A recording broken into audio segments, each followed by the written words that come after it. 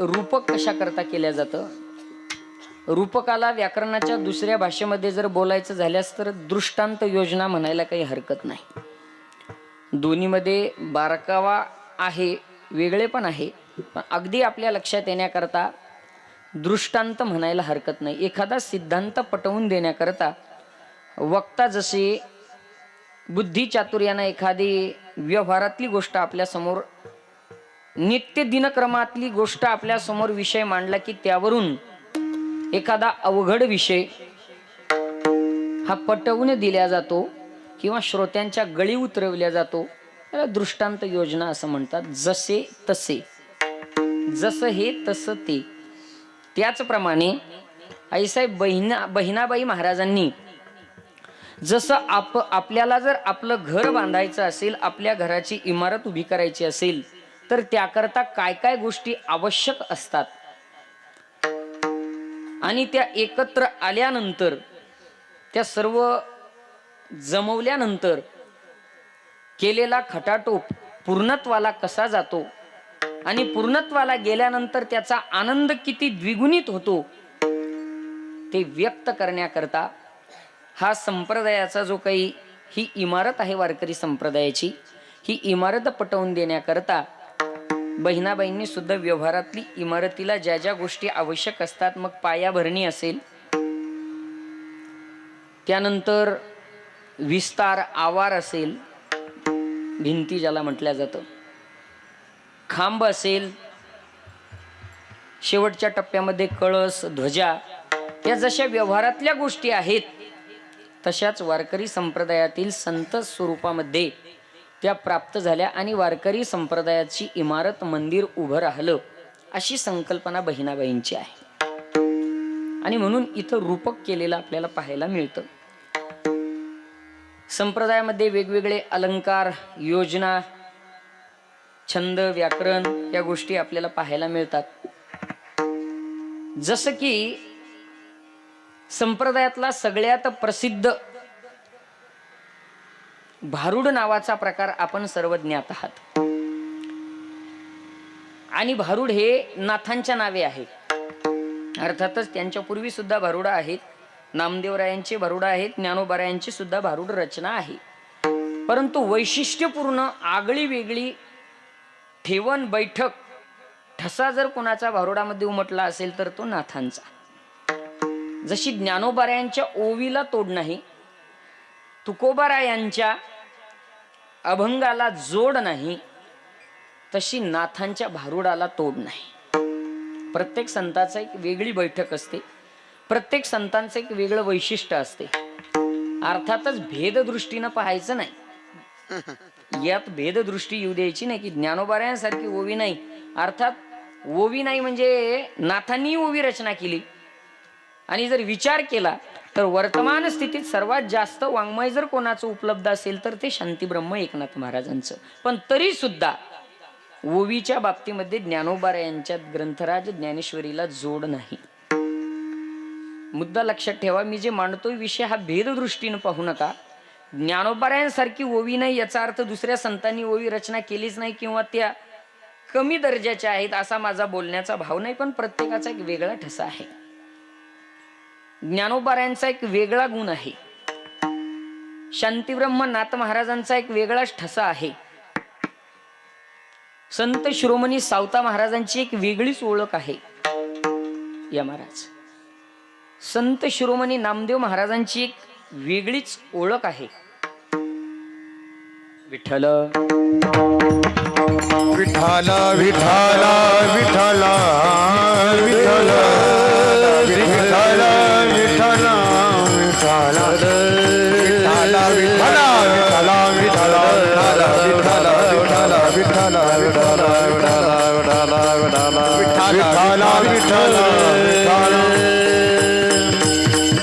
विठ्ठल विठ्ठल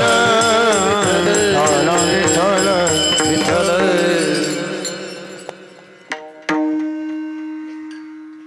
परमहंस तेजस्वी महाराज संस्थान वरुडी आणि महाराजांची तब्येत थोडीशी खालावलेली आहे.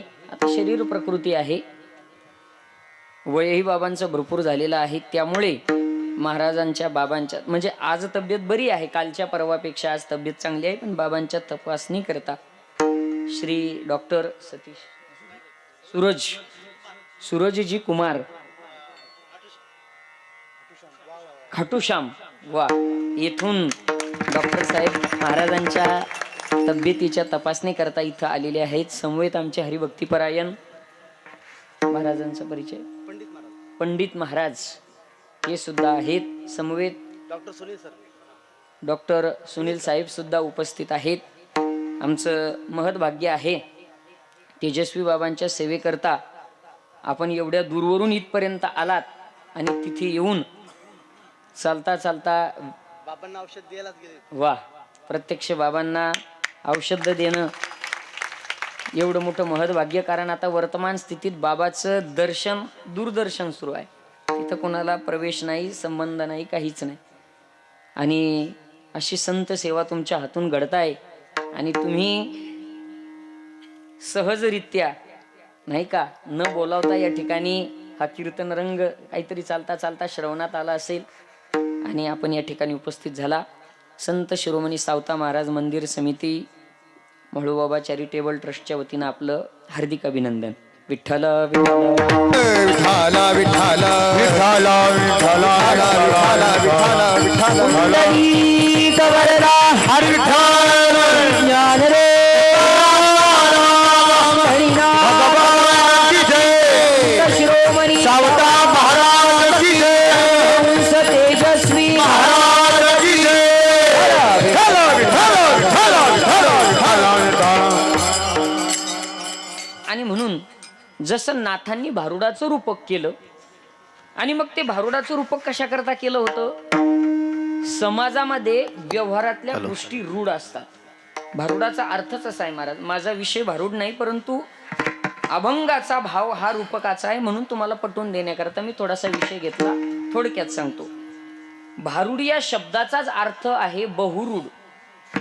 ज्या समाजामध्ये रूढी परंपरा आहेत, ज्या रूढलेल्या आहेत, त्या बहुरूढ परंपरा, रूढी, रीती, त्या घटना हाताशी घ्यायच्या आणि त्या व्यावहारिक घटनेतून आध्यात्मिक पारमार्थिक अर्थ या जगासमोर मांडायचा, त्याकरता भारुडाची रचना झाली. बहुतांश लोकांनी भारुडाचा आता एक गैरअर्थ काढला महाराज. लोक भारुड म्हणजे काय म्हणतात, बऱ्याच वेळ जर एखादी समजा बैठक बोलण्याची चर्चा वगैरे चालू असेल आणि बैठक जर बोर झाली, आताच्या भाषेत जर त्या ठिकाणी करमत नसेल तर लोक म्हणतात काय भारूड लावलं रे. म्हणजे कंटाळवाना विषय म्हणजे भारूड, असा आपण त्याचा अर्थ केलाय. भारूड हा रूपक प्रकार नाथांनी जो उदयाला आणला, यातून फार मोठी समाज जागृती झाली आणि तेच रूपक बहिणाबाईंनी सुद्धा या ठिकाणी केलेलं आहे. इमारतीचं रूपक अभंग किम निमित्त घेतला आपण सर्व ज्ञातच आहात. अभंगाच्या भावाकडे वळण्यापूर्वी अल्पसा परिहार देणं अगत्याचं आहे.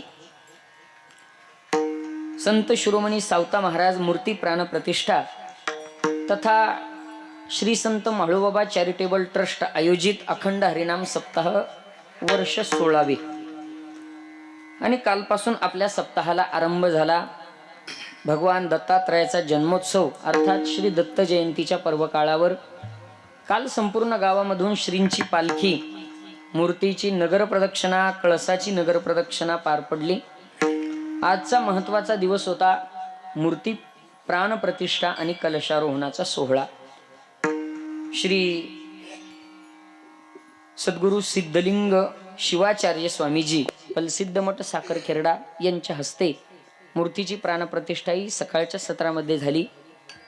त्यामध्ये कलशारोहणाचा विधी पार पडला आणि विशेष आकर्षण संत शिरोमणी सावता महाराजांचे वंशज श्री हरिभक्तीपरायण रविकांत महाराज वसेकर, श्री क्षेत्र अरणगाव जिथे सावता महाराजांचा संजीवन समाधी झालेली आहे, तिथून सावता महाराजांच्या पादुका घेऊन प्रत्यक्ष या ठिकाणी आलेत आणि आपल्या सर्वांना सावता महाराजांच्या वंशजांचं आणि सावता महाराजांच्या पादुकाचं दर्शन आज संपूर्ण दिवसभर या ठिकाणी प्राप्त झालं. फार मोठा भव्य सोहळा या ठिकाणी पार पडलेला आहे. इतिहासामध्ये नोंद होईल सुवर्ण अक्षरामध्ये असा आजचा नयनरम्य हा सोहळा. गेल्या 4 महिन्यापासून या कार्यक्रमाची पायाभरणी झालेली.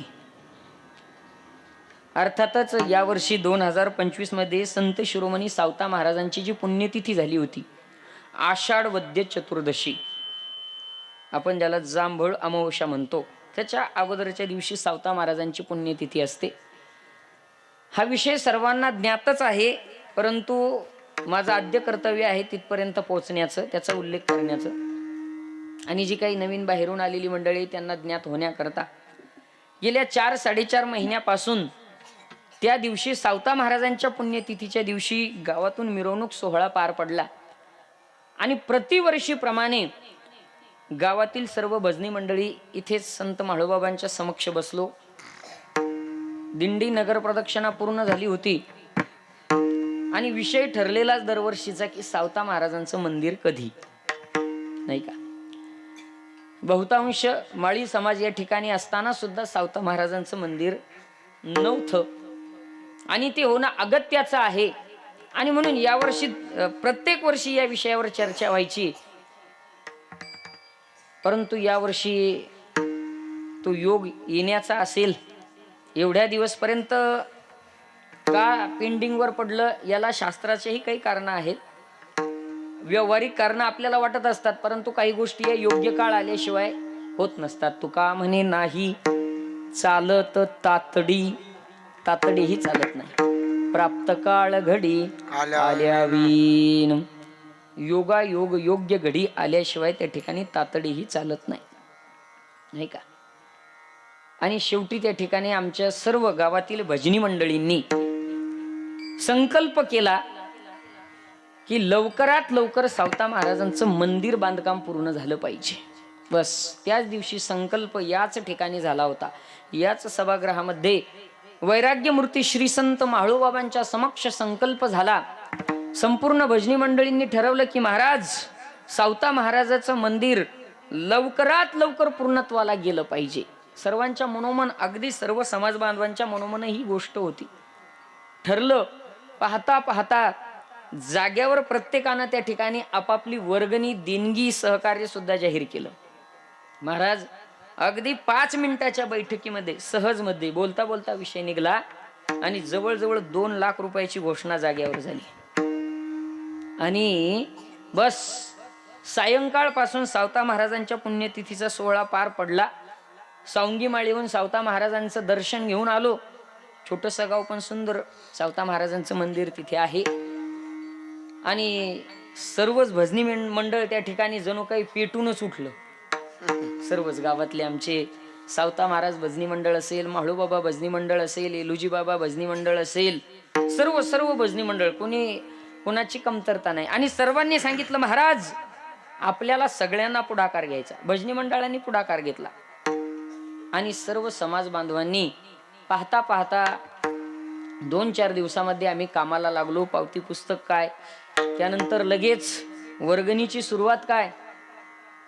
जयपूर राजस्थान इथून मूर्तिकाराचा संपर्क साधून सावता महाराजांची मूर्ती सुद्धा त्या ठिकाणी बनवण्याकरता देण्यात आली. 8 दिवसामध्ये कार्यप्रणाली सुरू झाली. कामाला सुरुवात झाली आणि पाहता पाहता 1.5 महिन्यामध्ये सावता महाराजांची मूर्ती इथे येऊन पोहोचली. म्हणजे इथे सावता महाराज येऊन 2 महिने झालेले आहेत. आणि फक्त मंदिरच नाही तर संपूर्ण मंदिराचं बांधकाम, प्लस्टर, शिखर, सावता महाराजांची मूर्ती आणि आज मूर्तीची प्राणप्रतिष्ठा आणि कलशारोहणाचा सोहळा सुद्धा 4 ते 5 महिन्यामध्ये त्या ठिकाणी पूर्णत्वाला येऊन पोचला. ही सगळी कृपा कोणाची असेल तर वैराग्य मूर्ती म्हाळूबाबा, श्री गुरुदेव दत्त नवनाथ महाराज, संत शिरोमणी सावता महाराज यांनी संपूर्ण भजनी मंडळांना त्या ठिकाणी आत्मबळ दिलं आणि या आत्मबळानं हे काम इथपर्यंत येऊन पोचलं. म्हणून हा अभंग सुचला. देव बैसले सिंहासनी, देव बैसले सिंहासनी, हो बैसले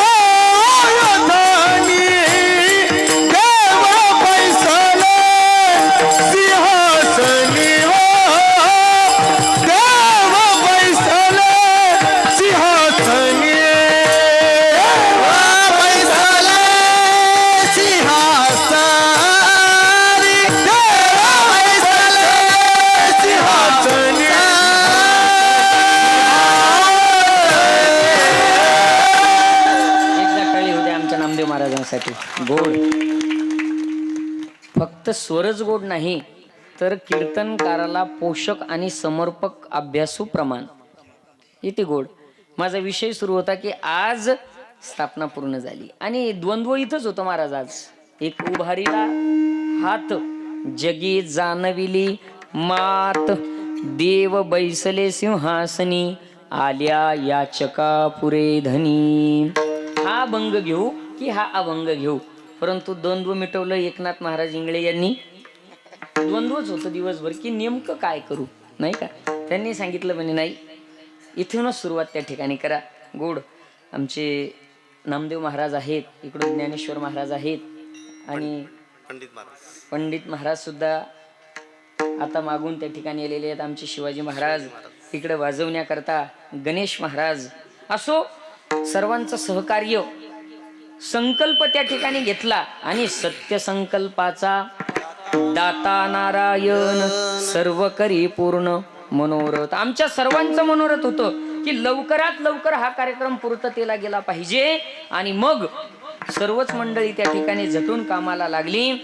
अगदी सर्वांनी पावसाळ्यामध्ये महाराज सर्व शेतीचे कामं होते आणि सगळा शेतकरी वर्ग, पण तरी सुद्धा आमच्या सर्व भजनी मंडळींनी सर्व आपापले शेतीची कामं बाजूला ठेवलेत आणि दररोज त्या ठिकाणी वर्गणी करता असेल, प्रत्येक कामा करता असेल, आम्हाला सहकार्य केलं.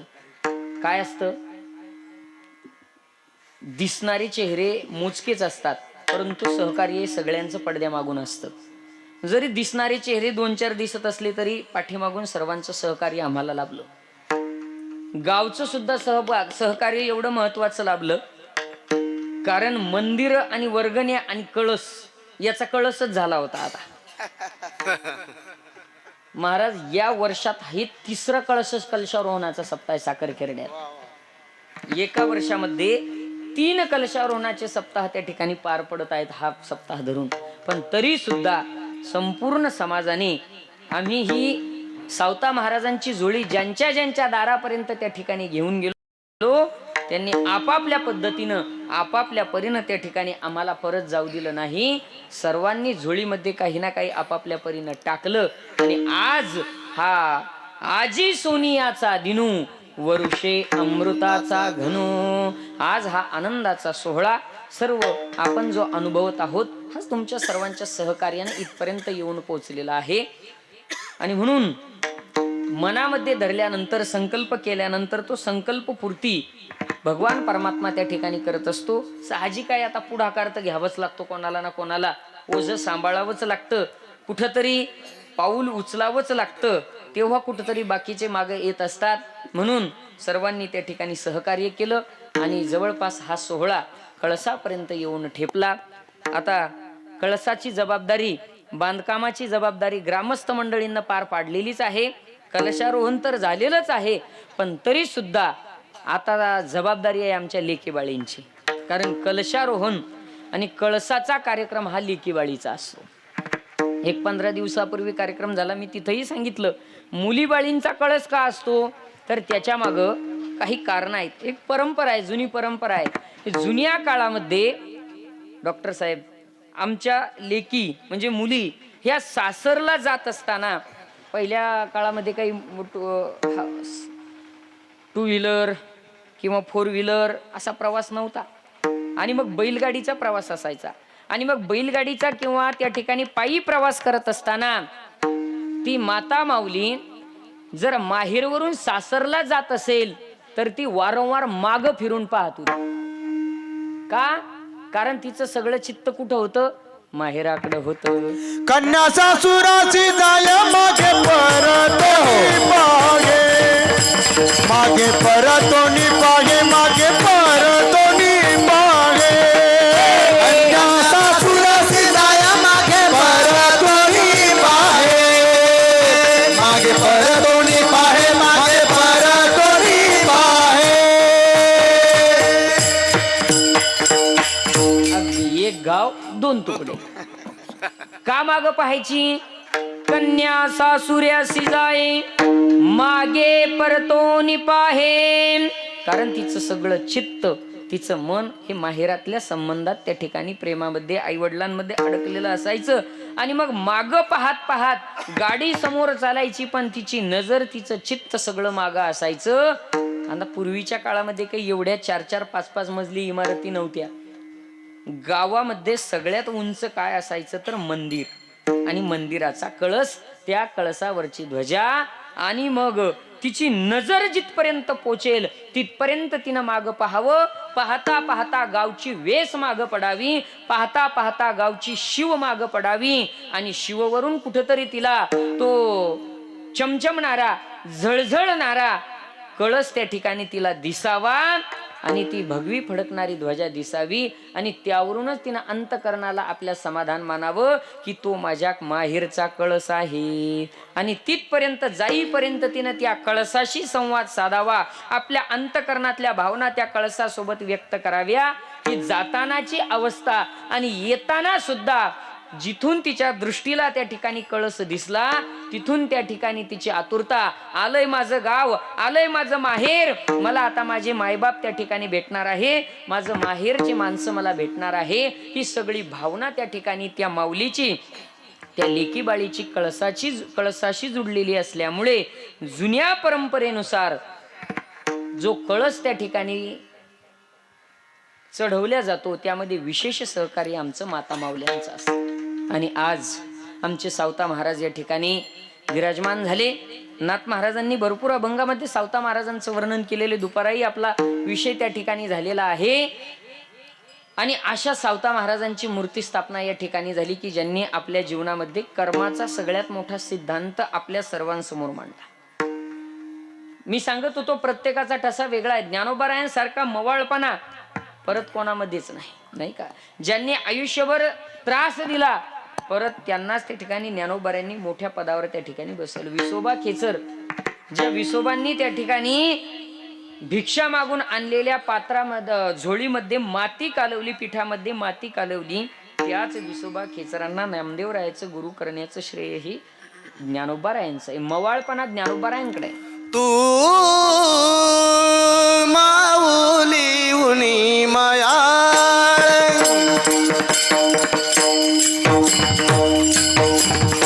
तू माऊली हुनी माया,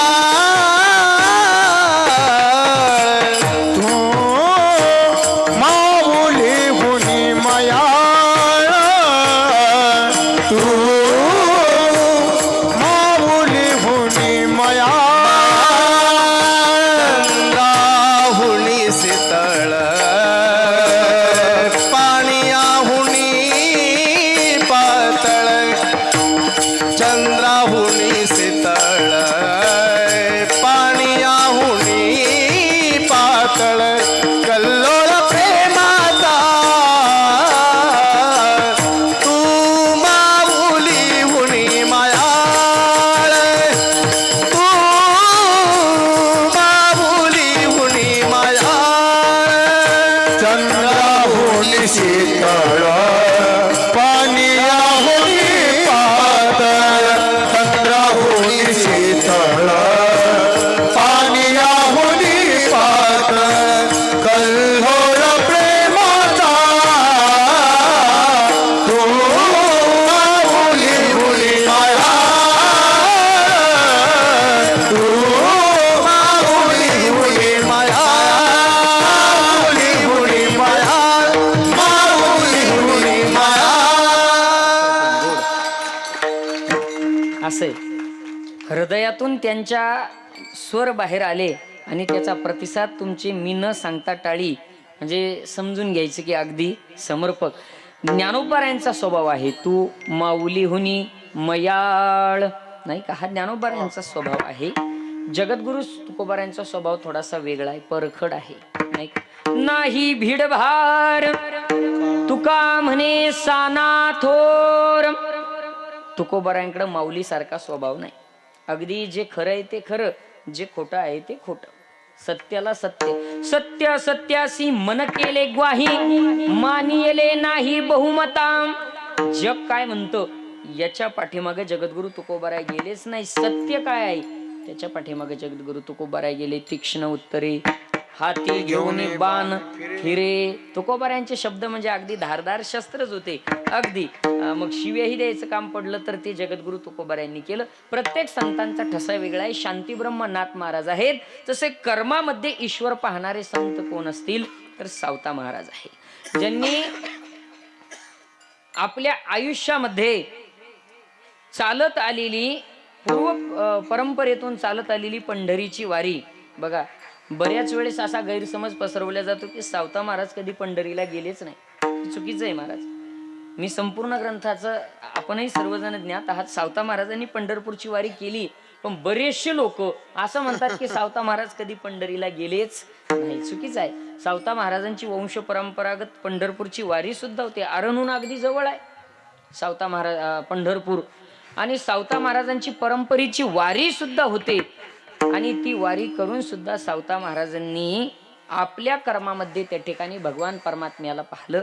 गीतेचा मुख्य सिद्धांत कर्मण्येवाधिकारस्ते मां फलेषु कदाचन, नाही का? प्रत्येकानं कर्तव्यात. आज डॉक्टर साहेब या ठिकाणी उपस्थित आहे, ज्यांच्या गळ्यामध्ये पवित्र तुळशीची मालिका आणि ज्यामध्ये ज्ञानोबारायांचं पदक आहे. वा वा वा वा. डायरेक्ट मारुती महाराज कुर्हेकर यांच्या आशीर्वाद स्वरूप असणारी सीताराम बाबा पंडित यांच्या हस्ते घातलेली पवित्र तुळशीची माळ. मला सांगायचं काय, कर्तव्य त्यांचा पेशा, आणि तो पेशा करत असताना त्यातच ही ईश्वर सेवा आहे असं समजून तर जर आपण आपलं कर्तव्य पार पाडलं तर नक्कीच सावता महाराजांसारखी अवस्था सुद्धा आपल्याला प्राप्त व्हायला वेळ लागणार नाही. विठ्ठल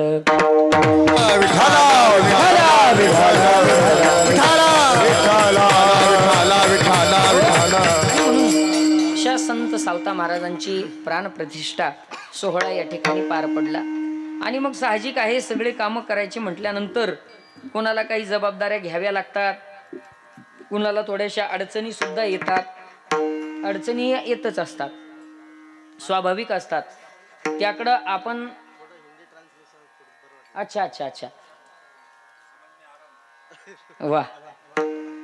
आणि आता आमची हिंदी अशी आहे, भाकर तुकडे लेके जाएंगे डांबरी डांबरी से जाएंगे. आमच्या हिंदीचा प्रॉब्लेम आहे, नाही का? विठ्ठल विठ्ठल.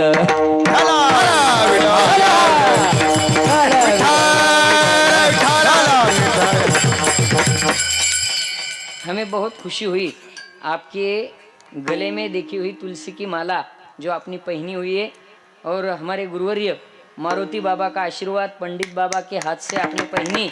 आपका जो कार्य है डॉक्टरी पेशा, वो करके भी आप भक्ति परमार्थ सत्संग कर रहे हैं, ये हमारे लिए बहुत गौरवशाली बात है. विठ्ठल विठ्ठल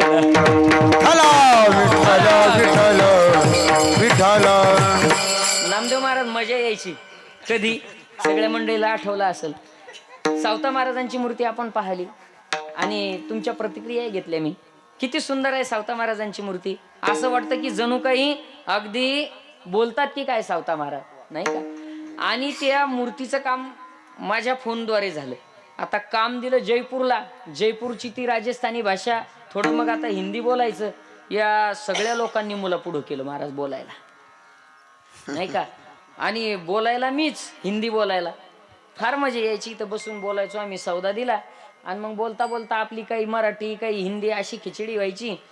आणि मग बस तसं झालं आता हे, नाही का? असो, सुंदर महाराजांची मूर्ती पाहिल्यानंतर बघा, मी आज दिवसभर सगळ्या लोकांच्या प्रतिक्रिया कालपासून आजपासून पाहिल्या. सगळे म्हणतात महाराज सावता महाराजांची मूर्ती म्हणजे अगदी आपल्या बुलढाणा जिल्ह्यात सुद्धा अशी मूर्ती अजून आम्ही पाहिली नाही. आणि नामदेव महाराज तुमचं वाक्य मला फार पटलंय. नामदेव महाराजांनी हरिपाठ झाल्यानंतर एक भाव माझ्या समोर सांगितला. त्यांनी तुमच्या सर्वांसमोर मी तो व्यक्त करतो. त्यांनी सांगितलं, महाराज मूर्ती पैशानं आणली, तुम्ही पैसे देऊन मूर्ती आणली, सगळ्या समाजाच्या सहकार्यानं ही सगळा खटाटोप तुम्ही केला. ही मूर्ती जी आणली ना, याचं चीज झालं, याचं साफल्य झालं हे सफल झालंय कशावरून कळावं तर त्या मूर्तीच्या नजरेतले भाव, त्या मूर्तीच्या चेहऱ्यावरचे भाव हे जर त्या ठिकाणी बोलके असेल ना तर समजून जा ज्या दिवशीपासून तुम्ही पाया रचला आणि आज कळस झाला तुमचं कार्य सफल झालं. सावता महाराज प्रत्यक्ष तुम्हाला आज बोलतायत की नाही. बघा तुम्ही एकदा उभं राहून पहा सावता महाराजांसमोर, असं वाटतं की जणू काही त्या ठिकाणी सावता महाराज आमच्याशी संभाषणच करतायत की काय. आणि महाराज याकरता खरोखर आमच्या मंडळींची फार त्या ठिकाणी ओढ ताण सगळ्या गोष्टीची झाली. अक्षरशः मी असेल, माझे दोन्ही मुख्य सहकारी आमचे प्रणव महाराज असतील, आमचे प्रदीप महाराज असतील, बाकीची सर्व भजनी मंडळी, आता बाकीचे तुम्ही म्हणाल मग बाकीचे आहेत पण ते वयानं ज्येष्ठ आहेत.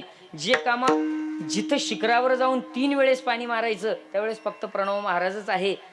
आणि मी बाहेरगावी कार्यक्रमाला असेल तर कुठली वस्तू आणून द्यायची असेल तर आमचे प्रदीप महाराज आहे. अशा सगळ्या नियोजनातून अक्षरशः घरचे कामच सोडावे लागले. आता हा विषय मला इथं बोलायचा नव्हता, परंतु ही जे काही सगळं इथं उभं राहिलं, कोणतंही कार्य असो ते त्यागाशिवाय उभं राहत नाही. प्रत्येकाला काही ना काही त्याग हा करावा लागतो. समाजानं पैसा दिलाय परंतु तो योग्य रीतीनं वापरायचा कसा, त्याचं योग्य नियोजन झालं पाहिजे, सगळं व्यवस्थित झालं पाहिजे, ह्या जबाबदाऱ्या आमच्यावर होत्या. आणि खरं सांगू का, असं झालंय की जवळपास हा सगळा व्यवहारच पोरांनी करून हा कार्यक्रम त्या ठिकाणी अगदी टोकापर्यंत येऊन पोचला. पण सगळ्यात महत्वाचं सगळे आशीर्वाद आणि सहकार्य हे आमच्या ग्रामस्थ समाज बांधवाचं, एवढंच काय पर समाजातून सुद्धा आम्हाला सावता महाराजांच्या नावानं त्या ठिकाणी सहकार्य मिळालं. का होत झालं हे सगळं शक्य, तर हे शक्य होण्याकरता आमच्या मागे सगळ्यात मोठी दिव्य शक्ती कोणती असेल तर या स्थानावर गेल्या 20 वर्षापूर्वी आमचे तुकाराम मामा इंगळे यांनी मोठ्या अट्टहासानं या ठिकाणी भगवान दत्तात्रय आणि नवनाथ महाराज यांची केलेली स्थापना आणि त्या स्थापनेतून आम्हाला मिळालेलं ही एक बैठक.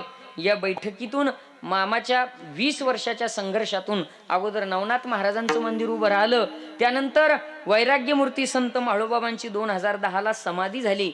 बाबांनी जाण्यापूर्वी 1 महिन्यापूर्वी हे ठिकाण स्वहस्ते त्या ठिकाणी निवडून नारळ फोडलं आणि संत म्हाळोबाबांची 2010 साली समाधी झाली. 2 अधिष्ठान पूर्ण झाले होते. 3ऱ्या अधिष्ठानाची पायाभरणी तेव्हाच झालेली होती. 2010 सालीच मंदिराचं स्ट्रक्चर सावता महाराजांच्या उभं राहिलं होतं. काही अपरिहार्य कारणामुळं मी सांगितलं तातडी चालत नाही, योग्य काळ आला की सगळं आपोआप होतं. सावता महाराजांच्या अंतकरणात असेल हे सगळं सहकार्य या भजनी मंडळींच्या हस्ते व्हावं म्हणून की काय या 2025 हे जे काही वर्ष आहे या वर्षी सावता महाराजांनी येण्याचं ठरवलं. हे वर्ष सामान्य नाही. याच वर्षी 2025 याच वर्षी ज्ञानोबारायांचा सप्तशतकोत्तर सुवर्ण महोत्सव म्हणजे 750वा जन्मोत्सव सोहळा आळंदीमध्ये पार पडला. ते हे 2025वे वर्ष आहे.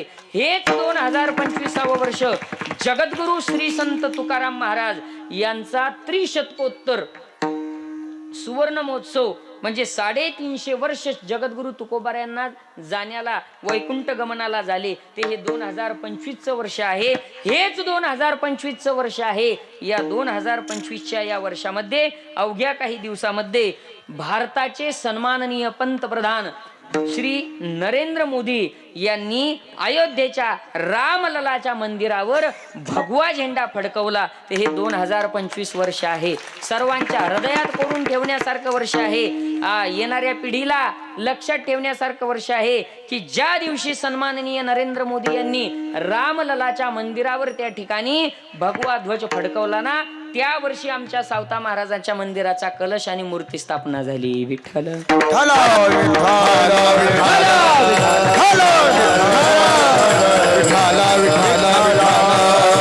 आणि हे सगळं त्या ठिकाणी जे काही झालं ना, हे सगळं कशामुळे झालं असेल तर त्याला सगळ्यात महत्वाचं आहे गुरुबळ. जे संत कृपा, जे गुरुबळ असेल ते गुरुबळ आम्हाला म्हाळोबाबांकडून प्राप्त झालं, आम्हाला नवनाथ महाराजांकडून प्राप्त झालं, आम्हाला संत शिरोमणी सावता महाराज भोलेनाथ संस्थांकडून प्राप्त झालं. आणि त्यामुळे एवढी मोठी इमारत उभी राहिली. संत बहिणाबाई तेच वर्णन. संत कृपा झाली, संत कृपा झाली,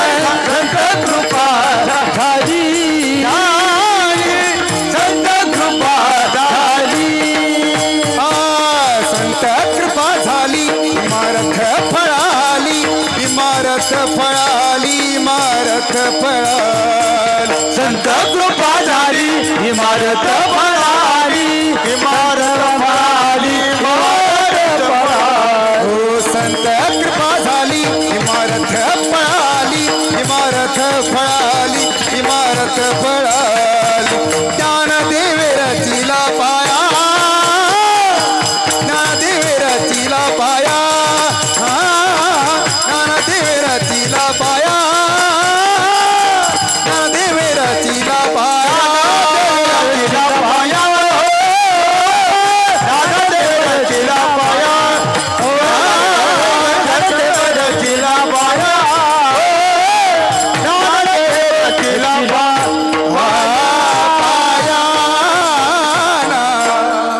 संत कृपा झाली इमारत फळा आली. गोड यांच्या हरिभक्तीपरायण ज्ञानेश्वर महाराज यांच्यासाठी एकदा टाळी उद्या. महाराजांची गोड हे विद्यार्थी मंडळी जी नवीन दिसते ना, हे ज्ञानेश्वर महाराजांची संस्था आहे. तुम्ही म्हणाल कुठे आहे, अजूनही इकडे खाली माहित नाही बरं का महाराज. तरीही वारकरी शिक्षण संस्था आपल्या साखर खेरड्यातच सुरू आहे. प्रसिद्ध मठामध्ये माऊली संगीत आणि वारकरी शिक्षण संस्था ज्ञानेश्वर महाराज आणि त्यांच्या सौभाग्यवती हरिभक्तीपरायण वैशालीताई रहाटे, दोघंही सपत्नीक, दोघंही कीर्तनकार, महाराज संगीत विशारद आहेत आणि आमच्या ताई सुद्धा कीर्तनालाही उपस्थित आहेत. सुंदर कीर्तन करतात आणि त्यांनी ही मंडळी त्या ठिकाणी घडवण्याचं काम केलेलं आहे. सप्त्याच्या अगोदर मी त्यांना बोललो की जर सगळं आम्हालाही घडवा, नाही का, आम्हालाही थोडंसं घडवा म्हणजे पुन्हा त्या ठिकाणी दुधात साखर पडेल. एवढं सगळं वातावरण मला असं वाटतं मी बोलल्यापेक्षा तुम्हाला आनंद माझ्या बोलण्यापेक्षा यांच्या ऐकण्यात जास्त येत असेल, हो ना. म्हणजे घ्या आवडतो तुम्ही असं म्हणा ना डायरेक्ट, मग विठ्ठल विठ्ठल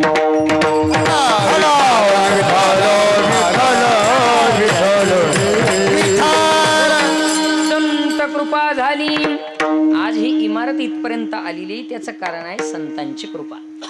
महाराज सर्वांना आपल्याला कुठलंही कार्य जर करायचं असेल तर कृपा फार महत्वाची आहे. कृपा फार महत्वाची आहे. आणि शास्त्रामध्ये कृपेचे काही प्रकार सांगितलेले आहेत बरं का. कृपेचे काही प्रकार आहेत, त्यामध्ये सगळ्यात पहिली सांगितली ईश्वर कृपा. परमार्थामध्ये आवश्यक आहे ईश्वर कृपा. त्याच्यानंतर दुसरी कृपा आहे आत्मकृपा आणि तिसरी कृपा आहे संत कृपा. या तीन कृपेशिवाय त्या ठिकाणी परमार्थ पूर्णत्वाला जात नाही. सगळ्यात पहिली कृपा परमात्म्याची, ईश्वराची ईश्वर कृपा. ईश्वर कृपेशिवाय आपल्याला सगळ्यात पहिलं म्हणजे मानवी देहच प्राप्त होत नाही. ईश्वर कृपेनेच हा देह प्राप्त होतो.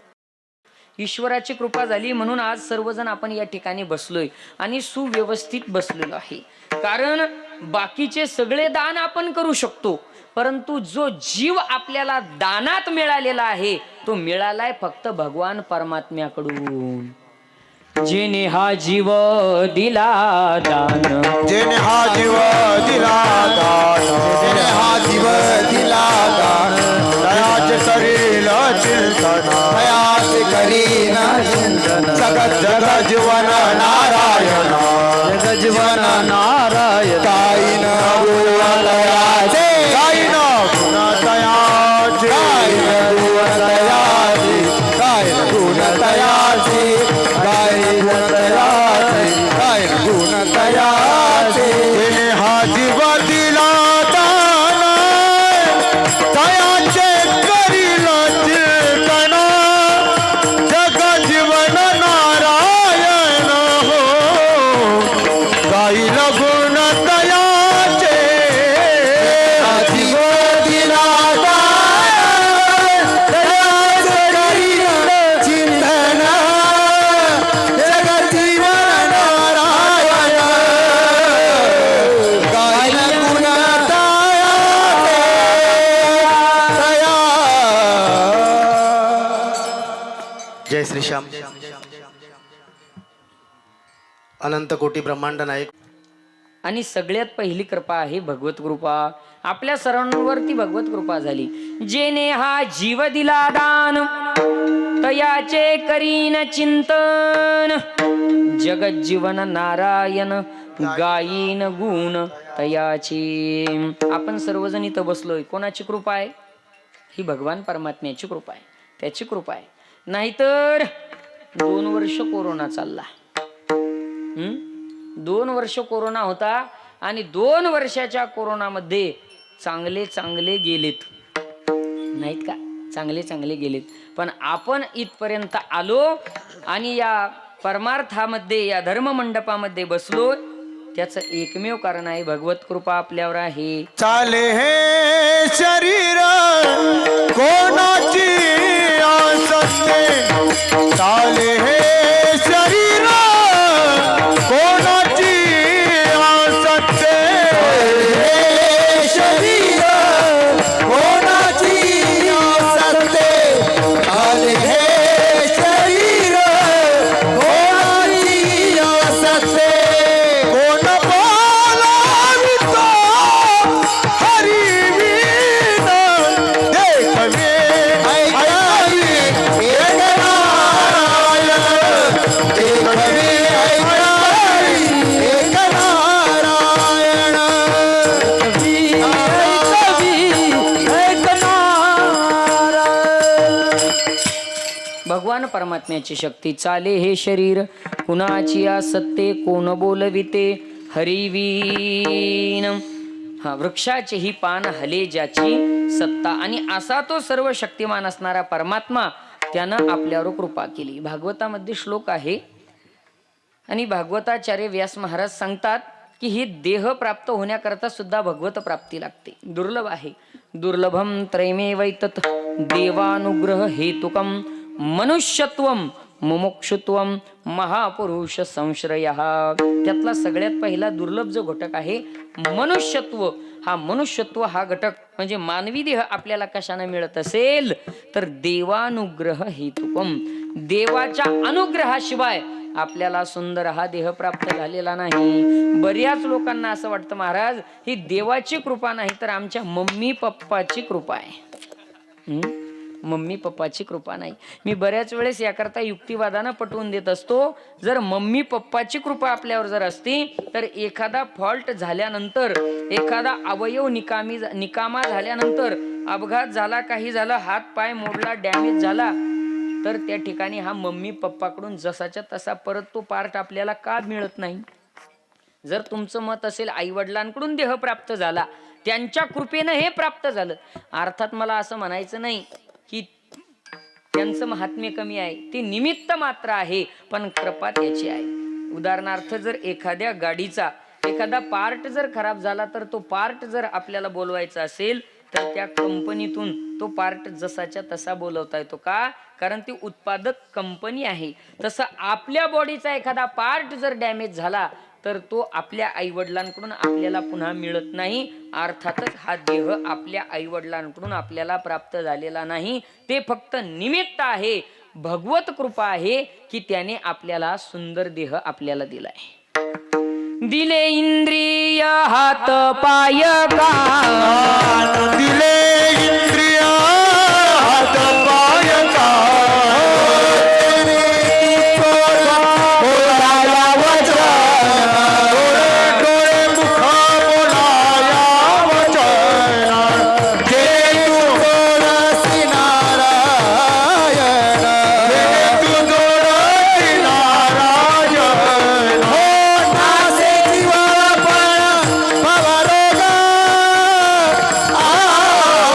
दिले इंद्रिय हात पाय कान, दिले इंद्रिय हात पाय कान, नासे जीवपण भवरोग,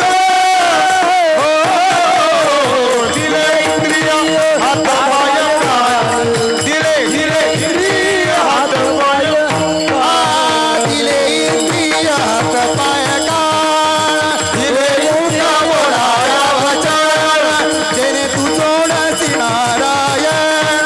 हे नाचे जीवपण भवरोग, नाचे जीवपण भवरोग. दिले इंद्रिय हात पाय कान. त्या भगवान परमात्म्याने यथा व्यवस्थित जसं जिथं पाहिजे ते दिलंय महाराज. ही कृपा कोणाची आहे? ही भगवत कृपा आहे, ही देवाची कृपा आहे आपल्यावर. आपण इथे आलेलो आहे आणि परमार्थाला पोषक आपल्याला हे देह दिलेला आहे. कथेची सामुग्री देह अवसानावरी नको जाऊ देऊ भंगा, गात्रे माझे पांडुरंगा. हे शरीर गात्र आपल्याला व्यवस्थित त्यानं दिलं, ही त्याची कृपा आहे. मी नेहमी सांगत असतो, नुसतं दिलं नाही, जिथं जे पाहिजे ते दिलं. नाक चेहऱ्याजवळच का दिलं? चेहऱ्यावर समोरच नाक का दिलं? बरं, तसं जर पाहिलं तर घ्राणेंद्रिय, गंध घेण्याचं जे इंद्रिय आहे ते आत आहे, हे वरचं नुसतं कवर आहे. घ्राणेंद्रिय आत आहे, ज्याला आत आपण जिथे गंध त्या ठिकाणी पोचल्या जातो. मग इथंच का दिलं? त्या परमात्म्याला माहित होतं कलियुगामध्ये फ्रीज नावाची वस्तू येणार आहे. 4-4 दिवसाच्या भाज्या पदार्थ फ्रीजमध्ये ठेवले जातील, खाण्याचा मोह आवरणार नाही आणि ते खात असताना दुर्गंधयुक्त खराब झालेलं अन्न याच्या पोटात जाऊ नये म्हणून टेस्टिंग साठी इथं नाक दिलं. ही कोणाची कृपा आहे? त्याची कृपा आहे. जर श्रवणेंद्रिय जर पाहिलं तर कुठे आहे? ज्याला आपण साध्या भाषेत कानाचा पडदा म्हणतो, तो कुठे आहे? आत आहे. हे जे दिसतात ना हे वरचे, हे सुद्धा नुसते कवर आहेत, याने ऐकू येत नाही. हे का दिले?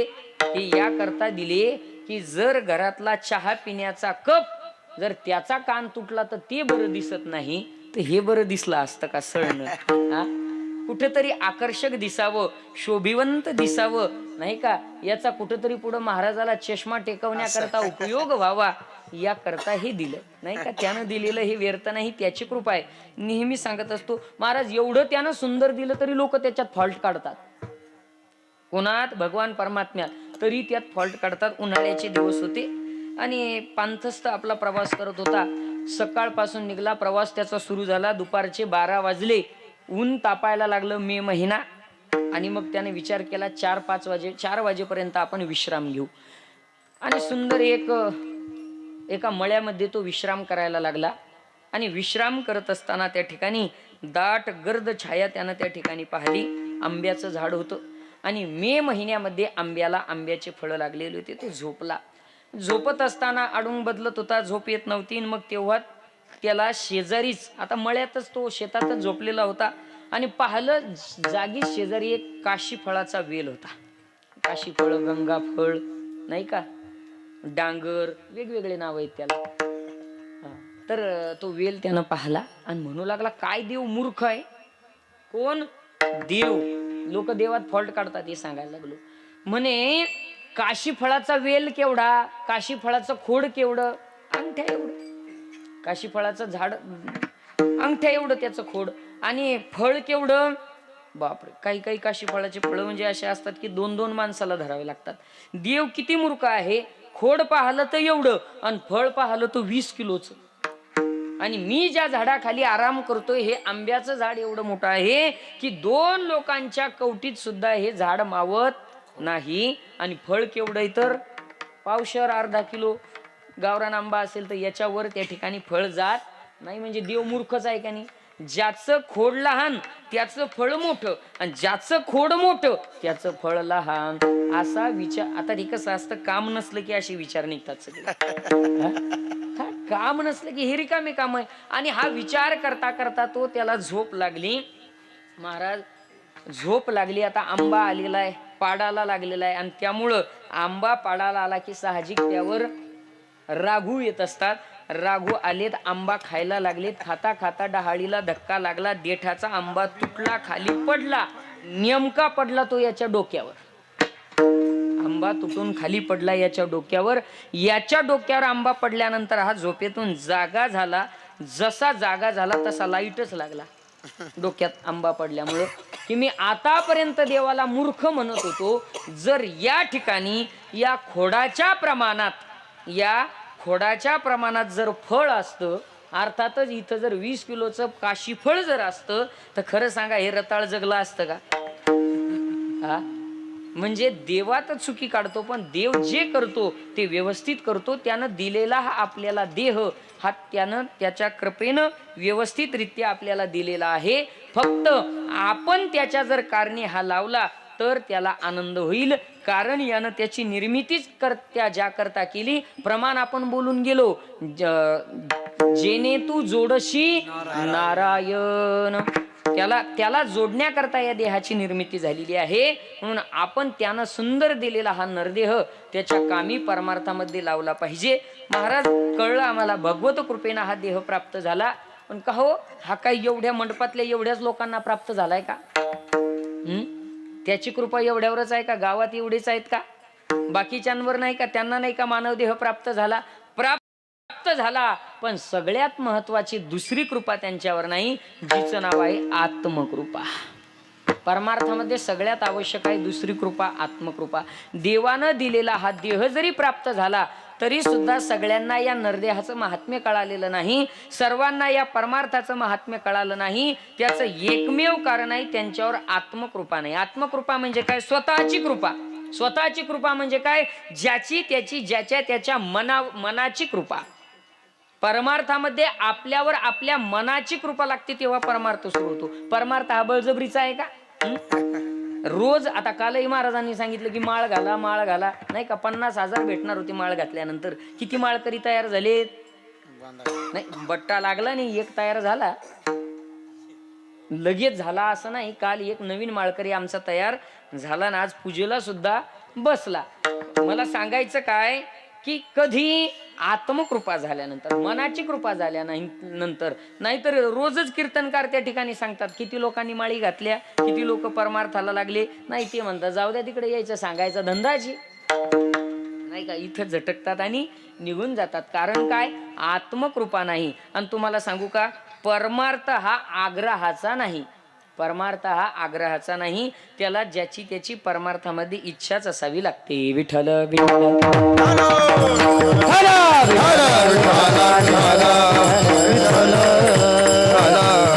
आग्रहानं जमत नाही.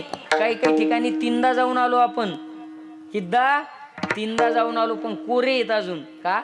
आत्मकृपा नाही. आत्मकृपा लागते. आणि काही काहींच्या दारात एकदा गेलो, पहिल्या चक्रत काम झालं. का? आत्मकृपा. आत्मकृपा. आत्मकृपा आवश्यक असते. बळजबरीचा परमार्थ बळजबरीनं परमार्थ त्या ठिकाणी होत नाही. आमचे गुरुवर्य राऊत बाबा नेहमी दृष्टांत सांगतात या बाबतीत.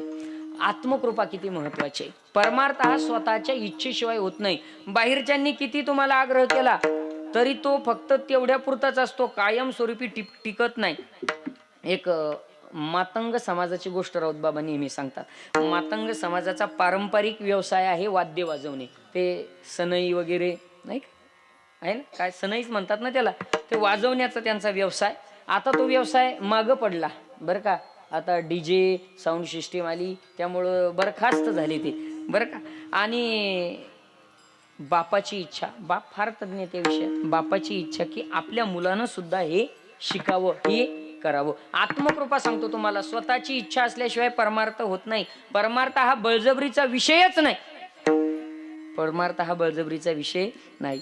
बापाची इच्छा की मुलांनी तो व्यवसाय शिकावा, त्याच्या मागं लागला. अरे शाळा शिकत असताना संध्याकाळी तू सुद्धा माझे स्वर आहेत ते शिक, नाही का? वाटत असतं हा, भजन्याला वाटत असतं की आपल्या पोरानं सुद्धा भजन्या व्हावं, पण ते नुसतं वाटतं. कारण त्याची आत्मकृपा त्याच्यावर नसती, ज्याला व्हायचं त्याची.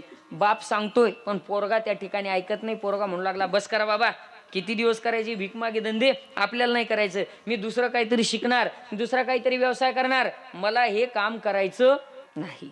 शिकला, सगळं झालं. बापानं शिक्षण होईपर्यंत त्याचा सगळा अंदाज घेतला, पण बापाच्या लक्षात आला म्हणे याच्याकडून आता शिक्षणात काही मेळ बसला नाही. लग्नाचं वय जवळ आलं, आणि लग्नाचं वय जवळ आलं तरी हा कुठलाच व्यवसाय करेना. एक दिवस बापाचा पहारा चढला.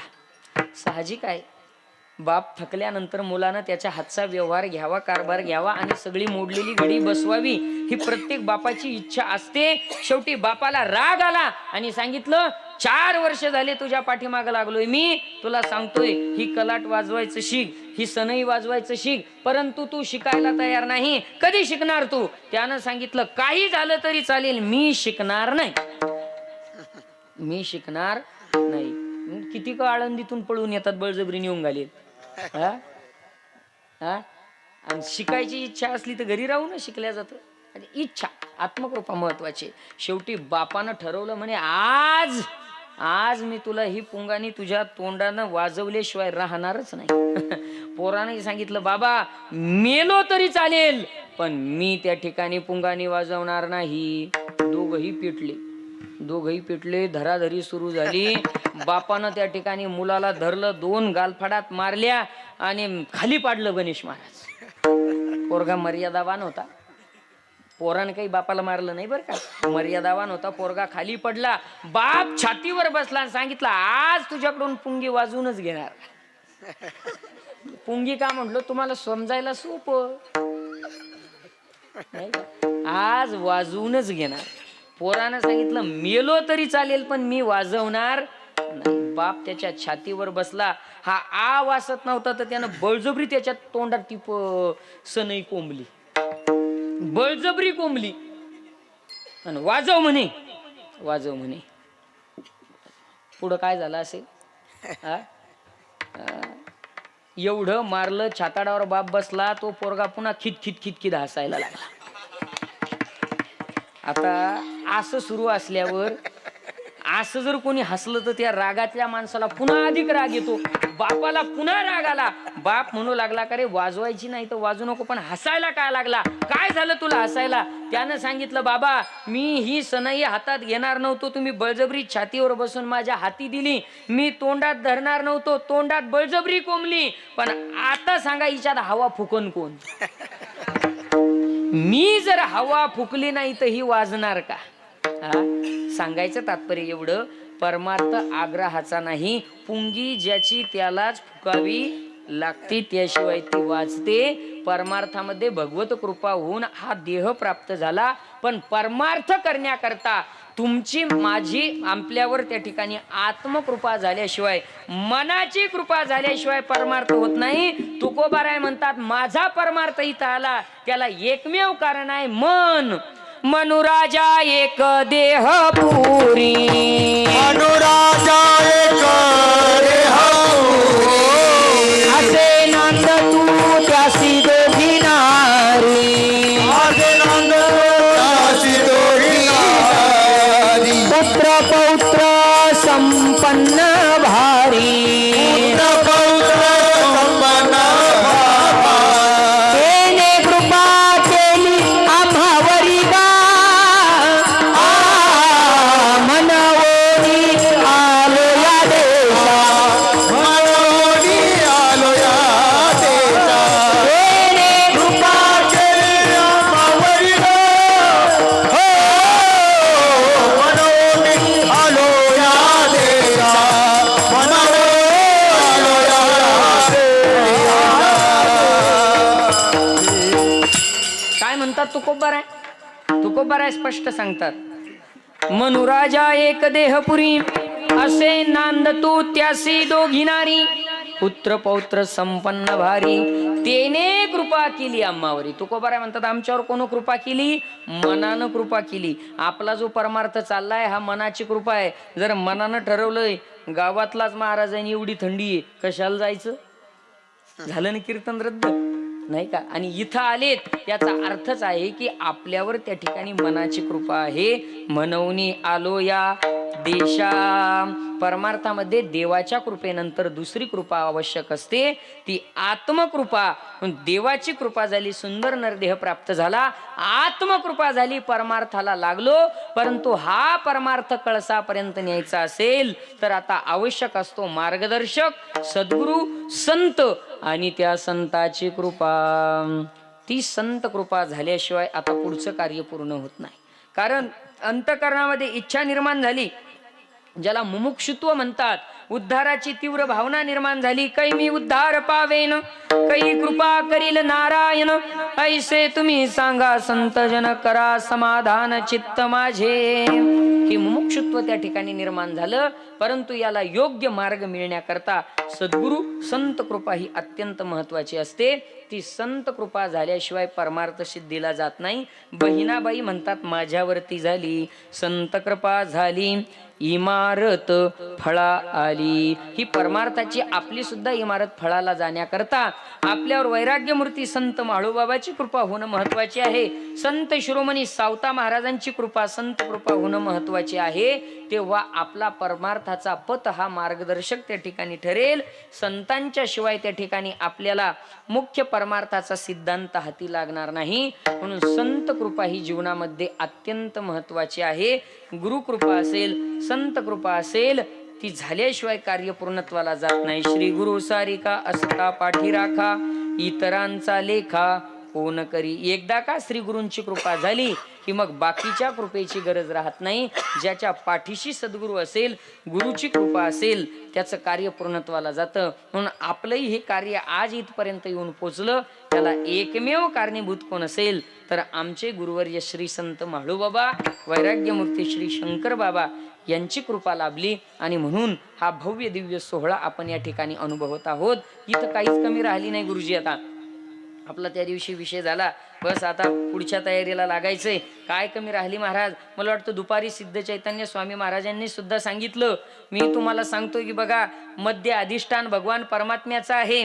इकडून नामधारक असणारे संत म्हाळूबाबा आहेत आणि कर्माचा सिद्धांत मांडणारे आमचे सावता महाराज आहे. आता तुम्हाला सांगू का, आता या भोगावतीच्या काठावर खरा त्रिवेणीचा संगम झालेला आहे. त्रिवेणीचा संगम आपल्याला फक्त यायचंय आणि या त्रिवेणी संगमावर स्नान करायचं. कथा त्रिवेणी संगम, देव भक्त आणि नाम तिन्ही इथं आहे. देवही आहेत, संत शिरोमणी भक्त सावता महाराज आहेत आणि अखंड मुखामध्ये ज्यांनी नामस्मरणाची साधना केली ते नामधारक संत म्हाळूबाबा सुद्धा आहे. हा खरा त्रिवेणी संगम आज या ठिकाणी झाला असेल तर त्याला एकमेव कृपा आहे, संत कृपा. बहिणाबाई म्हणतात ती संत कृपा माझ्या जीवनात झाली, तुकोबारायांची कृपा झाली आणि बहिणाबाईंचं जीवन कृतार्थ झालं. इमारत फळा आली. फळाला येणं फार महत्वाचं आहे. कोणतंही कार्य असेल तर त्याचं पूर्णत्व कुठं आहे? फळामध्ये आहे. फळ आहे. फळ मिळालं म्हणजे ते काम पूर्णत्वाला त्या ठिकाणी गेलं. 4 महिन्यापासून सोयरीकी पाहणं सुरू आहेत, मुली पाहणं सुरू आहेत. मुली पाहले, वर वधू परीक्षण झालं, निरीक्षण झालं, अगदी पसंती झाली. टाईम आहे अजून, माना हलवू नका. हा टाईम आहे अजून, भरपूर टाईम आहे. नेमकं शिकणं चाललं नामदेव महाराज बरं का. माझा दृष्टांत सुरू आहे. पसंती झाली. दिवाळी झाल्यापासून जरा चेहरेच खुलेले त्याचे, पण टाईम आहे अजून, दमदारा. सोयरीक झाली, पसंती झाली, सोयरीक झाली, विवाह मुहूर्त निघाला, विवाह सोहळा पार पडला. आता वैवाहिक जीवनाचं साफल्य कधी वैवाहिक जीवनाचं साफल्य तेव्हा आहे जेव्हा संतती प्राप्त होईल, तेव्हा वैवाहिक जीवनाचं साफल्य.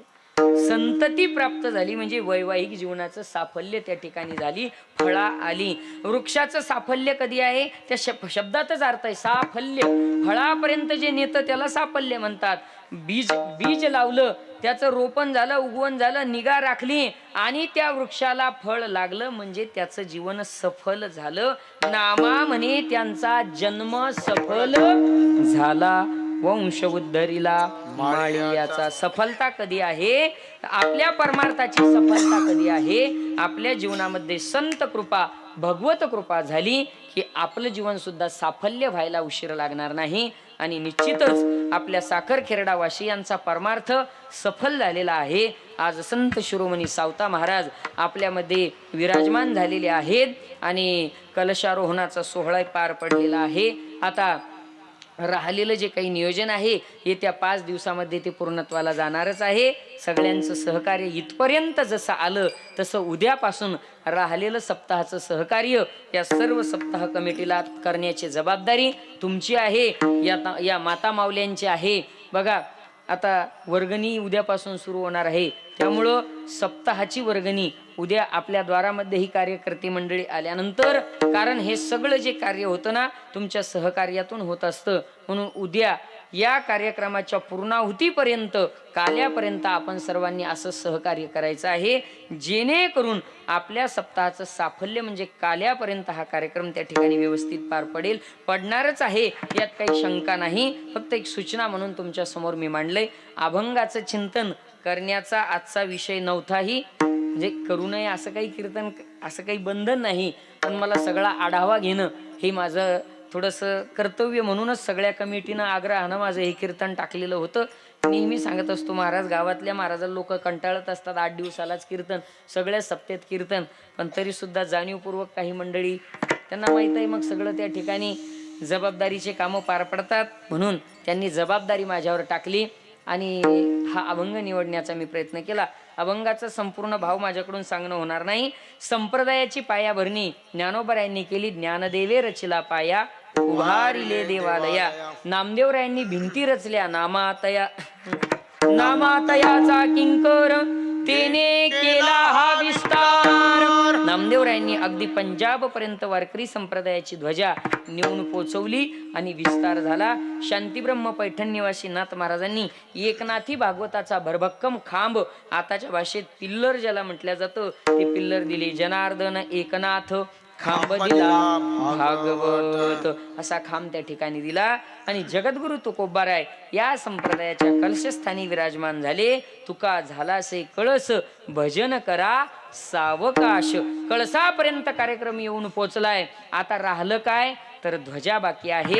आमच्या बहिणाबाई म्हणतात ती ध्वजेचं कार्य, ती फडकणारी जी ध्वजा आहे ना, ती ध्वजा म्हणजे ती बहिणाबाई आहे. त्या बहिणाबाई स्वतः त्या मंदिराच्या शिखरस्थानी कलशस्थानी ध्वजा म्हणून फडकतात. अभंगाच्या शेवट बहिणी म्हणे फडक